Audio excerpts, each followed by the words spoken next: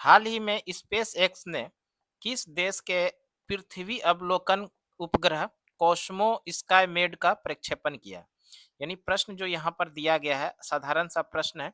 हाल ही में space x ने किस देश के पृथ्वी अवलोकन उपग्रह जिसका नाम है कॉस्मो स्काईमेड का प्रक्षेपण किया? तो ये इटली ने किया है।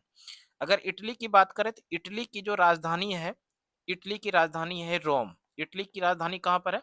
रोम है। और ये रोम जो है टाइबर नदी के किनारे है, इसको भी ध्यान रखिएगा। रोम किस नदी के किनारे स्थित है? टाइबर नदी के किनारे स्थित है। और इसी इटली ने अभी हाल ही में इस इटली के अंदर स्पेस एक्स ने पृथ्वी अवलोकन उपग्रह जिसका नाम है कोस्मो स्काईमेड का प्रक्षेपण किया है।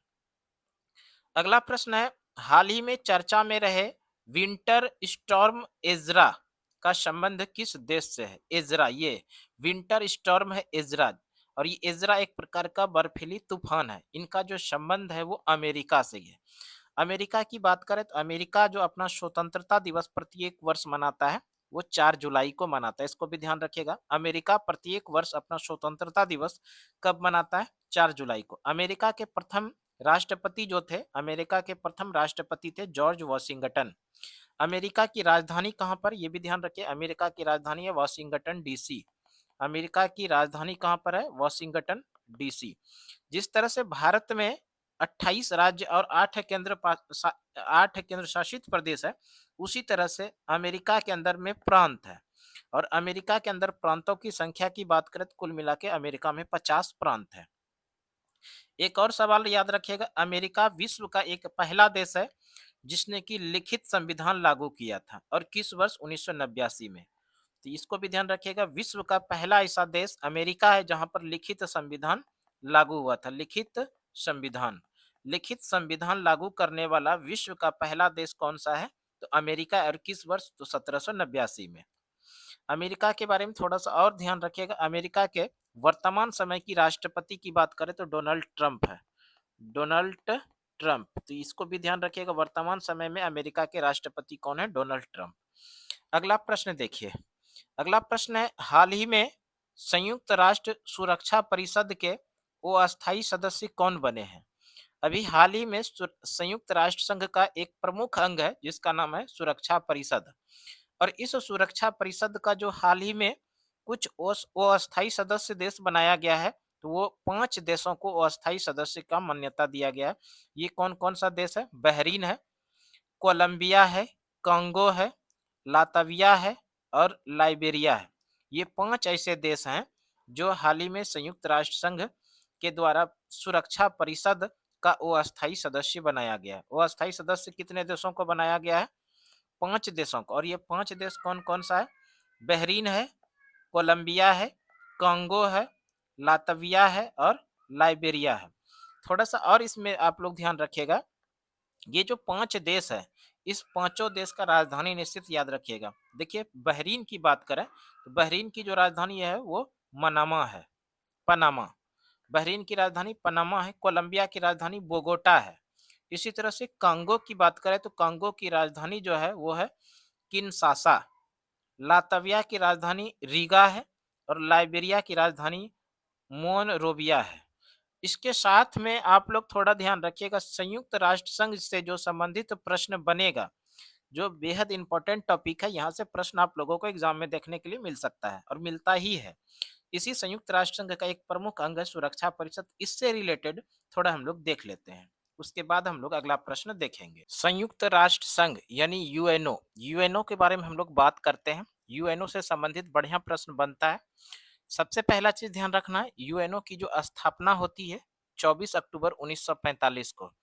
24 अक्टूबर 1945 को संयुक्त राष्ट्र संघ की स्थापना होती है। इसकी जो स्थापना हुई थी, इसका मुख्य उद्देश्य था अंतर्राष्ट्रीय शांति एवं सुरक्षा प्रदान करना। अंतर्राष्ट्रीय शांति एवं सुरक्षा के उद्देश्य से, अंतर्राष्ट्रीय शांति एवं सुरक्षा के उद्देश्य से द्वितीय विश्व युद्ध के बाद 24 अक्टूबर 1945 को विश्व स्तर पर एक बड़ी संस्था बनाई गई जिसका नाम है संयुक्त राष्ट्र संघ यानी UNO, united nation of organisation. संयुक्त राष्ट्र संघ का नामकरण किसने किया है? तब आप लोगों को आंसर करना है डी रूजवेल्ट। ये अमेरिका के उस समय तत्कालीन राष्ट्रपति थे जिसका नाम है डी रूजवेल्ट। इसी रूजवेल्ट ने यूएनओ का नामकरण किया है। संयुक्त राष्ट्र संघ की जिस समय स्थापना हो रही थी तो संस्थापक देशों में 51 देश शामिल था, जिसमें से कि भारत भी शामिल था। तो यहाँ से भी प्रश्न पूछा जाता है, भारत संयुक्त राष्ट्र संघ का अंग कब बना? संस्थापक सदस्य में भारत शामिल था। अब संस्थापक सदस्य की बात कर रहे थे तो संस्थापक सदस्य जो 51 सदस्य देश थे, लेकिन हस्ताक्षर के समय में केवल 50 ने ही हस्ताक्षर किया था। बाद में संस्थापक सदस्य के रूप में जो हस्ताक्षर करने वाला देश 51 नंबर का देश बना था वो पोलैंड बना था। तो इसको भी आप लोगों को ध्यान रखना है कि संस्थापक सदस्य देशों की संख्या 51 था, जिसमें 50 शुरुआत में हस्ताक्षर किए और बाद में जो इसमें हस्ताक्षर किए थे वो पोलैंड ने किया था। वर्तमान समय की बात करें, वर्तमान समय में संयुक्त राष्ट्र संघ के कितने अंग हैं? वर्तमान समय में संयुक्त राष्ट्र संघ के कुल मिला के 193 सदस्य देश हैं। वर्तमान समय में संयुक्त राष्ट्र संघ के कुल मिला के कितने सदस्य देश हैं? 193 सदस्य देश हैं। और सबसे जो नवीनतम सदस्य देश है वो है दक्षिणी सूडान। यहाँ से भी प्रश्न कितनी बार एग्जाम में देखने के लिए मिला है कि वर्तमान समय में संयुक्त राष्ट्र संघ का सबसे नवीनतम सदस्य देश कौन सा है, तो वो है दक्षिणी सूडान। अगर हम लोग बात कर लें संयुक्त राष्ट्र संघ के प्रथम महासचिव, प्रश्न पूछा जाता है संयुक्त राष्ट्र संघ के प्रथम महासचिव कौन थे, तब हम लोग आंसर करेंगे संयुक्त राष्ट्र संघ के प्रथम महासचिव जो थे वो ट्रिगवेली थे। और ये ट्रिगवेली का संबंध नॉर्वे से है, यानी ट्रिगवेली किस देश के रहने वाले थे, तो ये नॉर्वे के रहने वाले थे। इसी के साथ साथ में एक और प्रश्न पूछा जाता है, प्रथम एशियाई महासचिव यानी संयुक्त राष्ट्र संघ के प्रथम एशियाई महासचिव कौन थे, तो ये थे यू थांट। और यू थांट का संबंध है म्यांमार से, इसको भी ध्यान रखिएगा, यहाँ से प्रश्न पूछा जा सकता है। संयुक्त राष्ट्र संघ के प्रथम एशियाई महासचिव कौन थे? यू थांट थे। इनका संबंध किस देश से है? म्यांमार से है। अब हम लोग बात करते हैं संयुक्त राष्ट्र संघ के जो वर्तमान में महासचिव है, संयुक्त राष्ट्र संघ के वर्तमान में महासचिव है एंटोनियो गुटेरस। और ये जो एंटोनियो गुटेरस है इनका संबंध है पुर्तगाल से, यानी कि पुर्तगाल के रहने वाले एंटोनियो गुटेरस हैं, जो कि वर्तमान समय में संयुक्त राष्ट्र संघ के महासचिव हैं। इसको भी ध्यान रखिएगा। अब बात करते हैं संयुक्त राष्ट्र संघ का हेडक्वार्टर यानी मुख्यालय। संयुक्त राष्ट्र संघ का मुख्यालय कहाँ पर है? न्यूयॉर्क के अंदर। न्यूयॉर्क अमेरिका का एक बड़ा शहर है न्यूयॉर्क। इसी न्यूयॉर्क के अंदर में संयुक्त राष्ट्र संघ का हेडक्वार्टर यानी मुख्यालय है। संयुक्त राष्ट्र संघ के द्वारा कितने भाषाओं को मान्यता दिया गया है, यानी मान्यता प्राप्त भाषा जो है संयुक्त राष्ट्र संघ का, तो कुल मिला के मान्यता प्राप्त भाषाओं की संख्या की बात किया जाए तो कुल मिला के 6 मान्यता प्राप्त भाषा है। कौन कौन है? अंग्रेजी है, फ्रेंच है, रूसी है, अरबी है, स्पेनिश है और चीनी है। ये जो 6 भाषा है, ये 6 भाषा मान्यता प्राप्त भाषा है संयुक्त राष्ट्र संघ का। तो यहाँ से भी प्रश्न पूछा जाता है कि इनमें से कौन सी भाषा को संयुक्त राष्ट्र संघ के द्वारा मान्यता दिया गया है। तो कुल मिला के 6 भाषा को मान्यता दिया गया। इसके अंदर कौन कौन है? अंग्रेजी है, फ्रेंच है, रूसी है, अरबी है, स्पेनिश है और चीनी है। अब एक और बड़ा सवाल बनता है कि संयुक्त राष्ट्र संघ का कार्यकारिणी भाषा कौन कौन सी है, जो जिस भाषा में वो कार्य होता है। कार्यकारिणी भाषा जो है वो है अंग्रेजी और फ्रेंच। इसको भी ध्यान रखिएगा, अंग्रेजी और फ्रेंच भाषा जो है संयुक्त राष्ट्र संघ का कार्यकारिणी भाषा है। और अब आगे देखिए संयुक्त राष्ट्र संघ के कुल मिला के अंग की बात करें तो संयुक्त राष्ट्र संघ के कुल मिला के अंगों की संख्या 6 है। संयुक्त राष्ट्र संघ के कुल कितने अंग हैं? की संख्या है 6 है, इसको ध्यान रखिएगा। 6 अंग में से कौन कौन है? तो सबसे पहला है महासभा है, सुरक्षा परिषद है, आर्थिक एवं सामाजिक परिषद है, न्यास परिषद है, अंतर्राष्ट्रीय न्यायालय है और सचिवालय है। ये 6 अंग है। और इस 6 अंग में ये जो अंतर्राष्ट्रीय न्यायालय है, इस अंतर्राष्ट्रीय न्यायालय का जो हेडक्वार्टर है यानी मुख्यालय है वो नीदरलैंड के अंदर है। नीदरलैंड, नीदरलैंड में द हेग एक शहर है, द हेग, यहीं पर इसका हेडक्वार्टर है। तो इसको ध्यान रखिएगा, अंतर्राष्ट्रीय न्यायालय का हेडक्वार्टर कहाँ पर है? दी हेग में। और दी हेग कहाँ पर है? किस देश के अंदर? नीदरलैंड। बाद बाकी जो पांचों अंग है, इस पांचों अंग का हेडक्वार्टर कहाँ पर है? न्यूयॉर्क के अंदर में। तो यहाँ से भी प्रश्न पूछा जा सकता है आप लोगों से। सुरक्षा परिषद, आर्थिक एवं सामाजिक परिषद, न्यास न्यास परिषद, सचिवालय, इस पांचों का हेडक्वार्टर कहाँ पर है? न्यूयॉर्क में। और अंतर्राष्ट्रीय न्यायालय का मुख्यालय कहाँ पर है? तो दी हेग, जो कि नीदरलैंड के अंदर है। इसी क्रम में हम लोग बात कर लेते हैं सुरक्षा परिषद। ये जो सुरक्षा परिषद है, संयुक्त राष्ट्र संघ का एक सबसे प्रमुख अंग है। संयुक्त राष्ट्र संघ का सबसे प्रमुख अंग में से एक अंग है सुरक्षा परिषद। और इस सुरक्षा परिषद को जो कहा जाता है वो कहा जाता है दुनिया का पुलिसमैन। इसको भी ध्यान रखिएगा। प्रश्न ऐसा पूछा जाता है, संयुक्त राष्ट्र संघ के किस अंग को दुनिया का पुलिसमैन कहा जाता है? तो वो सुरक्षा परिषद को कहा जाता है। सुरक्षा परिषद में कुल सदस्य देश जो है कुल मिला के 15 है। सुरक्षा परिषद में कुल सदस्य देशों की संख्या कितना होता है? 15 सदस्य देश होते हैं। और इस 15 में भी दो प्रकार के होते हैं, एक होते हैं अस्थाई सदस्य और दूसरा होता है अस्थाई सदस्य। अगर अस्थाई सदस्य के बारे में बात करें तो संयुक्त राष्ट्र संघ के अंदर जो एक प्रमुख अंग है सुरक्षा परिषद, इसके अंदर में 5 अस्थाई सदस्य देश हैं। अस्थाई में कौन कौन है? अमेरिका है, रूस है, चीन है, फ्रांस है और यूके है।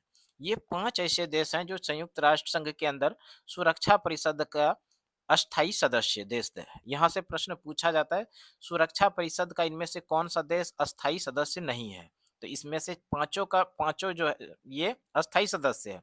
इसको छोड़ के जो भी देश का नाम आएगा वो अस्थायी सदस्य देश नहीं है। अब हम लोग बात कर लेते हैं वो अस्थायी सदस्य। वो अस्थायी सदस्य जो होगा, इसके देशों की संख्या कितना होता है? 10 होता है। वो अस्थायी सदस्य देश कितने होते हैं? 10 सदस्य होते हैं। और इनका जो कार्यकाल होता है 2 वर्षों का, यानी कि सदस्य वो अस्थायी सदस्य का जो 10 सदस्य होते हैं, इनका इन सदस्यों का कार्यकाल कितने वर्षों का होता है? 2 वर्षों का होता है। और यहाँ पर एक प्रश्न और बनेगा, भारत अभी तक वो अस्थायी सदस्य कितनी बार बना है? तो 8 बार बना। इसको भी ध्यान रखिएगा। भारत वो अस्थायी सदस्य संयुक्त राष्ट्र संघ के सुरक्षा परिषद के वो अस्थायी सदस्य कितनी बार बना है? 8 बार बना है। प्रश्न है, संयुक्त राष्ट्र संघ सॉरी अगला प्रश्न है, हाल ही में भारत का पहला सरकारी एआई क्लिनिक का उद्घाटन कहाँ किया गया? अभी हाल ही में भारत का पहला सरकारी एआई क्लिनिक का जो उद्घाटन किया गया, ये ग्रेटर नोएडा में किया गया है। ग्रेटर नोएडा उत्तर प्रदेश का एक बड़ा शहर है। यहीं पर अभी भारत का पहला सरकारी एआई क्लिनिक का उद्घाटन किया गया है। अगला प्रश्न है, हाल ही में दीव के घोकला बीच पर खेलो इंडिया बीच गेम्स का कौन सा संस्करण प्रारंभ हुआ? अभी हाल ही में द्वीप के घोकला बीच पर खेलो इंडिया बीच गेम्स का आयोजन, दूसरा संस्करण आयोजन हुआ। ये दूसरा संस्करण शुरू हुआ। दूसरा संस्करण ये शुरू हुआ और ये 5 जनवरी से 10 जनवरी 2026 तक चलने वाला है। इसमें कुल खेलों की बात करें तो कुल मिला के 8 खेल इसके अंदर शामिल किया गया है। पहला संस्करण की बात करें, खेलो इंडिया बीच गेम्स। खेलो इंडिया बीच गेम्स का पहला संस्करण जो आयोजन किया गया था, ये आयोजन किया गया था 19 से 24 मई 2025 को। यानी खेलो इंडिया बीच गेम्स का पहला संस्करण का आयोजन कहाँ किया गया था? ये भी किया गया था दीव घोकला में ही। और आयोजित किया गया था कब से कब तक? तो 19 से 24 मई 2025 में। और अब 26 में दूसरा संस्करण शुरू किया गया है 5 जनवरी को, जो कि 10 जनवरी तक 2026 तक चलेगा। और दूसरा संस्करण कहाँ पर हुआ? यही दीव जो घोघला के अंदर है, यहाँ पर ये दूसरा खेलो इंडिया बीच गेम्स की शुरुआत किया गया है। अगला प्रश्न है, राष्ट्रीय पक्षी दिवस 2026 कब मनाया गया? राष्ट्रीय पक्षी दिवस 2026 जो मनाया गया, ये मनाया गया 5 जनवरी को। 5 जनवरी, यहाँ पर देखिए 5 जनवरी है, तो 5 जनवरी को राष्ट्रीय पक्षी दिवस 2026 मनाया गया। और इसकी स्थापना कब हुई है मनाए जाने की? तो 2002 के अंदर में राष्ट्रीय पक्षी दिवस प्रत्येक वर्ष 5 जनवरी को मनाया जाएगा। इसकी स्थापना 2002 के अंदर में हुआ, तो इसको भी ध्यान रखिएगा। और अगर हम लोग बात कर लें भारत का राष्ट्रीय पक्षी क्या है, भारत का राष्ट्रीय पक्षी है मोर। और मोर को भारत का राष्ट्रीय पक्षी का जो मान्यता दिया वो 1963 में दिया, तो इसको भी ध्यान रखिएगा। मोर को भारत का राष्ट्रीय पक्षी का मान्यता कब दिया है? 1963 में। और मोर का जो वैज्ञानिक नाम होता है ये है पावो क्रिस्टेटस, इसको भी ध्यान रखिएगा। मोर का वैज्ञानिक नाम क्या होता है? पावो क्रिस्टेटस होता है मोर का वैज्ञानिक नाम। और इसके साथ में ध्यान रखिएगा, प्रत्येक वर्ष भारत में 4 जनवरी को कौन-सा दिवस मनाया जाता है? तो 4 जनवरी को लुईस ब्रेल दिवस मनाया जाता है। लुईस ब्रेल दिवस, इसको भी ध्यान रखिएगा। लुईस ब्रेल दिवस प्रत्येक वर्ष जो मनाया जाता है, वो 4 जनवरी को। 9 जनवरी को जो मनाया जाने वाला दिवस है, 9 जनवरी को प्रत्येक वर्ष मनाया जाता है। ये 9 जनवरी को मनाया जाने वाला है प्रवासी भारतीय दिवस। प्रवासीय भारतीय दिवस। प्रवासीय भारतीय दिवस जो मनाया जाता है वो 9 जनवरी को। और देखिए 10 जनवरी की बात करें, 10 जनवरी भी देख लीजिए। जनवरी 10 जनवरी को मनाया जाता है विश्व हिंदी दिवस।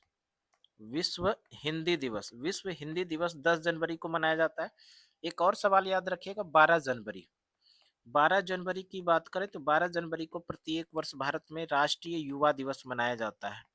राष्ट्रीय युवा दिवस, राष्ट्रीय युवा दिवस प्रत्येक वर्ष भारत में 12 जनवरी को मनाया जाता है। अगला प्रश्न देखिए, अगला प्रश्न है दक्षिण भारत के किस राज्य में पहली बार चंदन तेंदुआ देखा गया? दक्षिण भारत के किस राज्य में पहली बार चंदन तेंदुआ देखा गया? तो ये देखा गया है कर्नाटक राज्य के अंदर। कर्नाटक राज्य के अंदर पहली बार दक्षिण भारत में चंदन तेंदुआ देखा गया है। दक्षिण भारत में कुल मिला के ये पहली बार देखा गया कर्नाटक के अंदर, और भारत में ये दूसरी बार देखा गया है। भारत के अंदर दूसरी बार चंदन तेंदुआ कहाँ पर देखा गया है? कर्नाटक के अंदर। साथ ही साथ ध्यान रखिएगा, पहली बार राजस्थान के पाली में देखा गया था। पहली बार कहाँ पर? राजस्थान के पाली में। अगर बात कर ले इसके साथ में कि भारत के अंदर कौन सा राज्य को तेंदुआ स्टेट के नाम से जानते हैं, तो तेंदुआ स्टेट कहते हैं मध्य प्रदेश को। अगला प्रश्न देखिए, अगला प्रश्न है हाल ही में चर्चा में रहा कलाई सेकेंड हाइड्रो पावर प्रोजेक्ट का संबंध किस राज्य से है? हाल ही में चर्चा में रहा कलाई सेकेंड हाइड्रो पावर प्रोजेक्ट, इसका जो संबंध है वो अरुणाचल प्रदेश से है। और यहाँ पर अरुणाचल प्रदेश में कलाई सेकेंड हाइड्रो पावर प्रोजेक्ट के द्वारा किया जाएगा? बिजली का उत्पादन किया जाएगा, पानी से बिजली का उत्पादन किया जाएगा। और ये किस नदी पर तैयार किया जाएगा? तो लोहित नदी पर।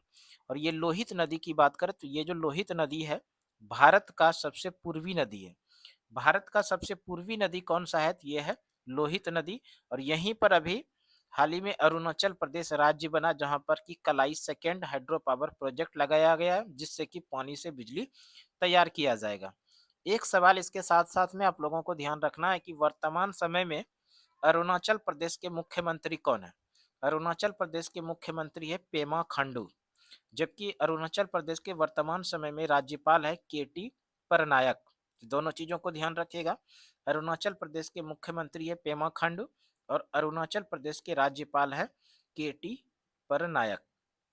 अगला प्रश्न देखिए, अगला प्रश्न है हाल ही में केंद्रीय गृह मंत्री अमित शाह ने कहां पर एकीकृत सुरक्षा हब लॉन्च किया है? हाल ही में केंद्रीय गृह मंत्री अमित शाह ने कहां पर एकीकृत सुरक्षा हब लॉन्च किया है? ये अंडोमान निकोबार में। कहां पर? अंडोमान निकोबार। अंडोमान निकोबार के बारे में बात करें तो अंडोमान निकोबार की राजधानी पोर्ट ब्लेयर है। इसी का अन्य नाम आप याद रख सकते हैं, विजयपुरम।